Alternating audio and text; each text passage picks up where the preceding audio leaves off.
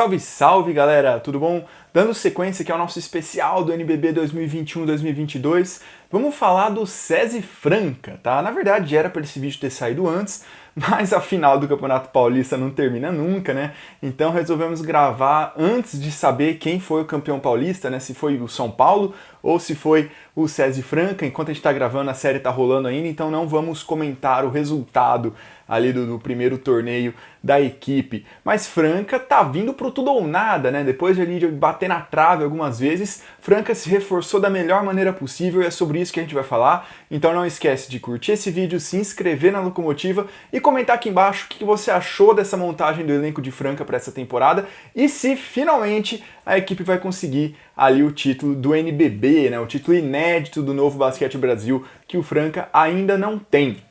E não tem, é sempre motivo de piada para os torcedores rivais e tudo mais, e a resposta principal é sempre que Franca é o maior campeão brasileiro, né? Na época em que ainda o principal torneio por aqui era o Campeonato Brasileiro, Franca levou diversos canecos, e é verdade, né? Franca é a equipe mais tradicional do Brasil, não à toa a cidade é a capital do basquete, né? Quem vai para Franca vê basquete em todo lugar, né? Tem lixeira com formato de bola de basquete, tem Fusca com formato de bola de basquete, tem basquete em todo canto em Franca.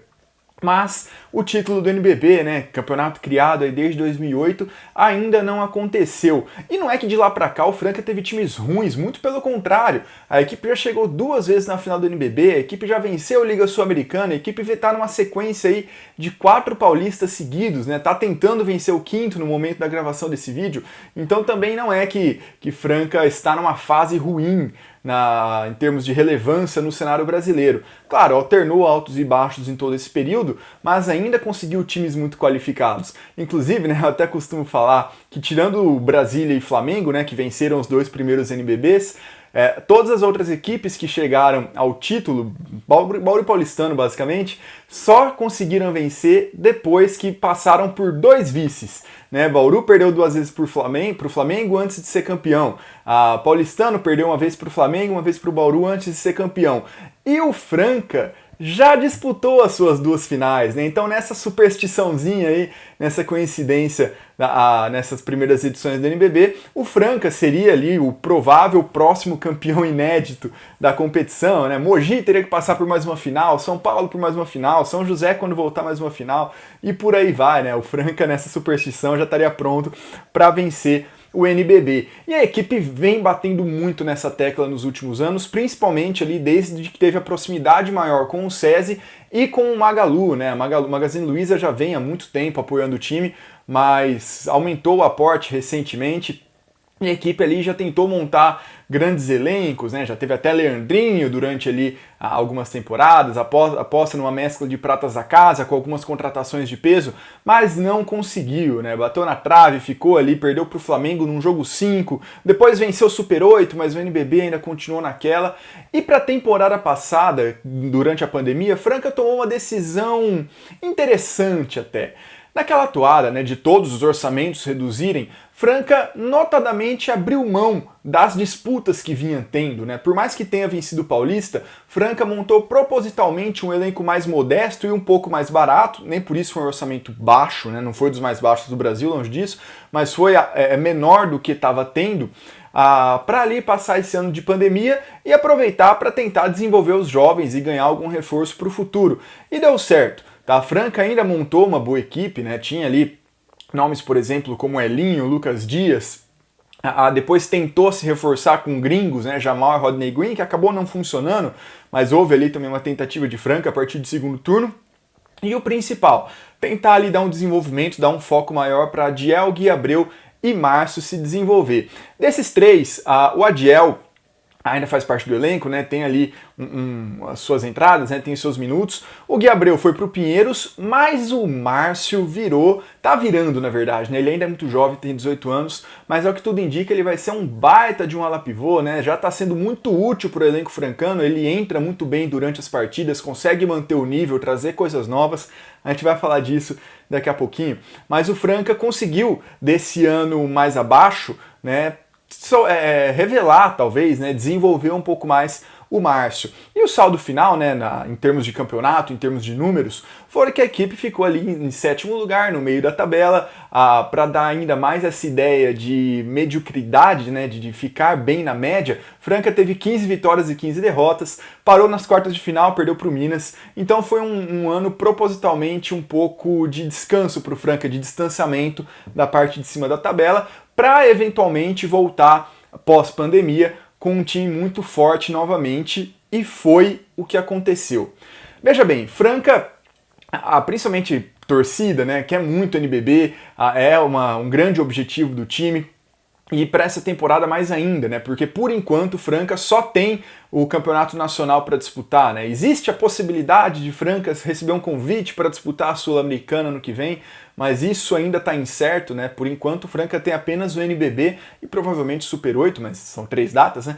Então tem apenas o NBB para focar e para ganhar, né? Franca está aí há vários anos dando tudo o que consegue em termos de orçamento, em termos de capacidade técnica de elenco e tal, e tá batendo na trave e não tá conseguindo.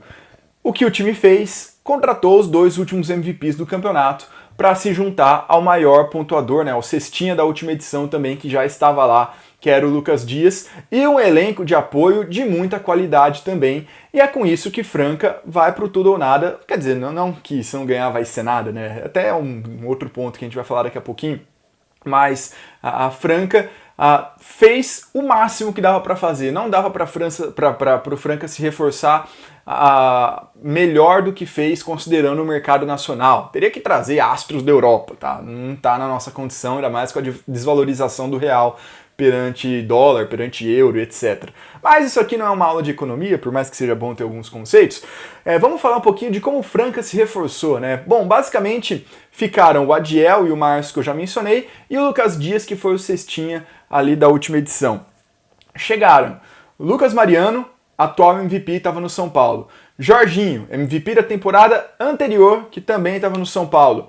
Jonathan Luz estava no Flamengo, um dos maiores defensores do NBB, um cara muito bom de grupo ali também, que entende muito, tem uma leitura muito boa do ataque adversário sempre. Chegou também David Jackson, já muito identificado com a torcida, né, com outras passagens por Franca, estava no Minas. E chegou o Santiago Scala, que estava no basquete argentino, um cara arrojado, chuta muito bem de 3 pontos, um pontuador nato, e é assim basicamente que o time vai, tá? Organizando toda essa galera, a armação, Jorginho e Adiel, alas, David Jackson, Scala e Jonathan Luz, e os pivôs, Lucas Dias, Lucas Mariano e o Márcio, tá?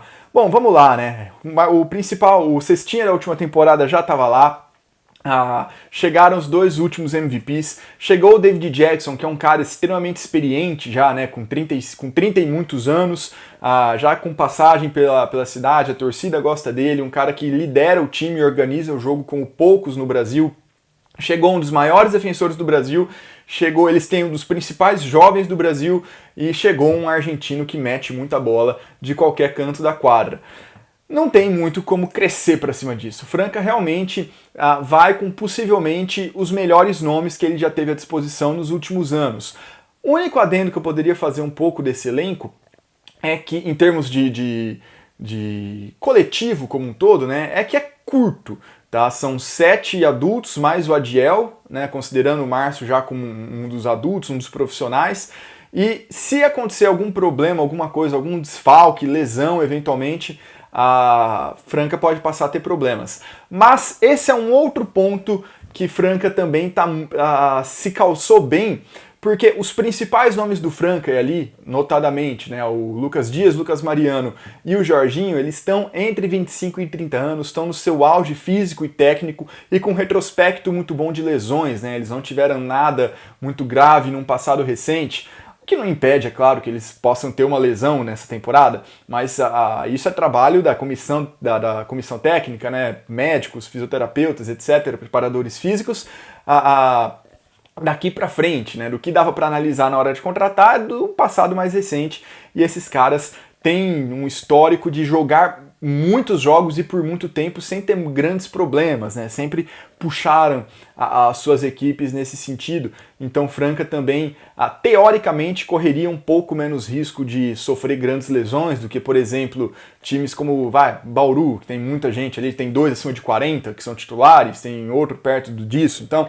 a Franca também está mais cercado dessa, né? O mais experiente é o David Jackson apenas, o Jonathan Luz já tem alguns anos a menos, e dali para frente o resto é moleque, né? Adiel, é Márcio, e por aí vai. Uma das grandes questões desse SESI Franca, antes da temporada começar para mim, era como o Elinho iria distribuir o jogo com tantos caras que concentram a bola, que concentram as finalizações, né? Existe um termo, uma estatística utilizada muito no basquete que chama usage rate, né? Que é basicamente, você pega todas as jogadas que terminaram com um determinado jogador enquanto ele estava em quadra. Ou seja, vamos pegar, por exemplo, o Lucas Dias. Enquanto o Lucas Dias estava em quadra, qual a porcentagem de jogadas do Franca que terminou? Com ele arremessando, com ele errando ou com ele sofrendo falta? Quanto maior essa porcentagem, vamos chutar um número altíssimo que é irreal, tá? Só para análise ficar independente. Vamos supor que 50% das jogadas do Franca terminam, enquanto o Lucas Dias está em quadra, terminam com o Lucas Dias arremessando, sofrendo falta ou errando. Ou seja, metade de tudo que é produzido pelo time acaba com ele. E o que aconteceu com o Franca nessa temporada, nessa montagem de elenco? Franca pegou muitos jogadores com esse índice muito alto, ou seja, muitos atletas que finalizam, que terminam as jogadas pelos seus times. Lucas Dias, Lucas Mariano, Jorginho, David Jackson um pouco menos, mas também com um número relativamente expressivo. Então essa distribuição, essa redistribuição do jogo é um desafio, tá? Comparando mais ou menos o que aconteceu na temporada passada, a Unifacisa juntou 3 dos 10 jogadores que mais tinham esse índice da temporada anterior e não deu nada certo, tá? Então Franca tinha esse desafio. Por enquanto no Campeonato Paulista está funcionando muito bem, né? Jorginho aparentemente um pouco sacrificado em termos estatísticos em comparação com as suas próprias temporadas anteriores, mas ainda extremamente relevante, passando perto de triplo-duplo em várias oportunidades. E lá nos pivôs, Lucas Mariano e Lucas Dias quase nunca dividem o mesmo espaço, né? Sempre um está aberto e o principal, né? Sempre gerando desconfortos na defesa adversária, né? Sempre gerando dobras, mismatches desfavoráveis para as defesas adversárias e com isso sempre liberando espaço para algum outro atleta do mesmo elenco ficar livre, ter condições de fazer um bom arremesso, e aí pode ser até o outro pivô, né? Se a galera dobra no Lucas Dias, sobra o Mariano, se dobra no Mariano, sobra o Lucas Dias, ou então pode sobrar o próprio Jorginho, o DJ, o Scala, o Jonathan Luz, que estão sempre mais espaçados possíveis, para que os pivôs também auxiliem na construção dessa jogada de fora para dentro e que eles também tenham um impacto grande nas estatísticas, porque se a dobra chega neles, eles conseguem ter essa visão de jogo para fazer esse passe e encontrar quem está em condições melhores. Franca está fazendo muitas jogadas assim e também isso é reflexo do volume ofensivo que esses caras tiveram na temporada passada e aparentemente seguem tendo, né? Claro, muita coisa muda do Campeonato Paulista para o NBB, mas já é um bom indício, né? Já dá para ter uma ideia ali do que Franca vai apresentar. E bom, além dos 3, né, o David Jackson é um cara completo, arremessa de qualquer lado da quadra também, tem uma capacidade de organizar o jogo muito bem. Jonathan Luz fica um pouco mais restrito, geralmente, aos chutes de 3 pontos, mas tem qualidade suficiente para causar estresse na defesa adversária, que não pode simplesmente pagar o chute dele. E chegou o Santiago Scala. Esse argentino, diferente de alguns outros reforços que clubes brasileiros trazem, ele não é apenas aquele que fica num canto da quadra esperando a bola chegar para ele fazer o chute assim que ela chega, né? O famoso catch and shoot, pegou, arremessou. Não, ele tem, obviamente, qualidade nesse tipo de jogada, mas ele também está se mostrando um grande criador do seu próprio espaço, um grande criador do seu próprio arremesso, sem depender apenas desses lances em que ele fica livre por causa de um desequilíbrio em outro ponto do ataque de Franca, tá? Ele tem condições sim, ele já está mostrando isso, principalmente nos playoffs do Campeonato Paulista, que ele consegue ser um cara muito perigoso por si só, tá? Sem depender de um outro atleta, de uma outra situação na jogada do outro lado da quadra. E isso é muito bom, dá muitas possibilidades a mais para o Franca. Isso faz com que a defesa adversária não possa ficar tão concentrada no lado onde determinados jogadores estão, né? Tem sempre que deixar um espaço mais aberto, o cobertor acaba ficando curto para o adversário muitas das vezes, independente de quem é o adversário, tá? E isso facilita muito a situação do Franca. Diante disso, né, a Franca ainda busca trazer alguém, provavelmente ali para o segundo turno, tá? O Enéas Lima até tweetou recentemente que deve chegar algum estrangeiro, o nome ainda não está certo, tá na data da gravação desse vídeo, mas deve chegar mais alguém. Como a gente não sabe quem ainda, não cabe a nós comentarmos, né, nem em que posição será, mas Franca vem com o que tem de melhor no cenário nacional. Vem com os últimos MVPs, vem com o último cestinha, vem com um cara que poderia muito bem estar nessas discussões, que já venceu o prêmio de melhor estrangeiro, que é extremamente experiente. Então vem com muita gente boa para onde você olha. Claro, o elenco é curto, pode acontecer lesão, mas a gente já está lidando com o imponderável. Eu só me preocupo com a seguinte situação. Pensando até em continuidade de projetos, né, do basquete brasileiro, a impermanência de patrocinadores, etc. O que acontece se Franca não vencer nada? Isso é algo que até me preocupa, porque Franca está há muito tempo tentando e batendo na trave, principalmente quando a gente fala em NBB, e a gente sabe meio que existe uma pressão por resultado, não no Franca, mas no esporte brasileiro como um todo, né? Ficar em segundo lugar não basta nunca. Então, eu tenho um pouco de receio, mas isso é assunto para o final da temporada, para pós-temporada. Por enquanto, o Franca fez o que tem que fazer. Usou todo o orçamento, usou toda a sua tradição para chamar esses jogadores, para falar: aqui vocês vão estar em um time que tem condições de ser campeão, que vai brigar sim. E é esse o papel de Franca nessa temporada. Tem um elenco sensacional, com certeza vai terminar em G4 de NBB. Qualquer coisa menor que uma semifinal de NBB vai ser um pouco complicado.